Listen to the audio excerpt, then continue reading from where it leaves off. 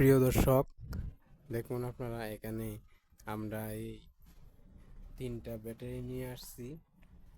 দেখুন আপনারা এই এটা কিন্তু এই 2টা মিলে 12 ভোল্ট।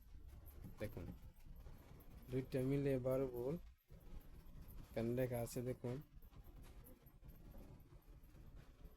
690 690, তার মানে এটা 9 ভোল্ট পর্যন্তই এই ব্যাটারি আছে। এটার মধ্যে 9 ভোল্ট পর্যন্ত আছে, এটার মাধ্যমে 9 ভোল্ট পর্যন্ত আছে।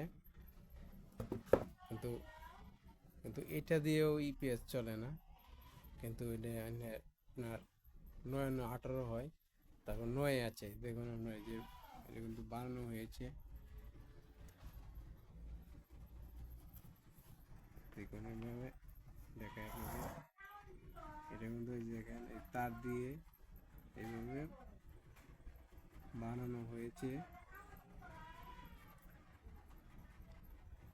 9 ভোল্ট। তাহলে এইভাবে জুড়ে দিলে আপনারা 9 9 থাকবে, কিন্তু এটা আর বাড়বে না। আর এই যে দেখায় আপনাদের,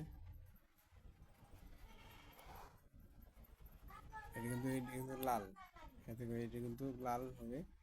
লালটা এই যে কালোর মধ্যে যাবে, তারপরে এটা আপনার 12 24 ভোল্ট হয়ে যাবে। এই পর্যন্ত ভিডিওটি, আপনারা যখন লাইভ পেজ ঠিক করা হবে আপনাদেরকে ভিডিও মাধ্যমে দেখানো হবে।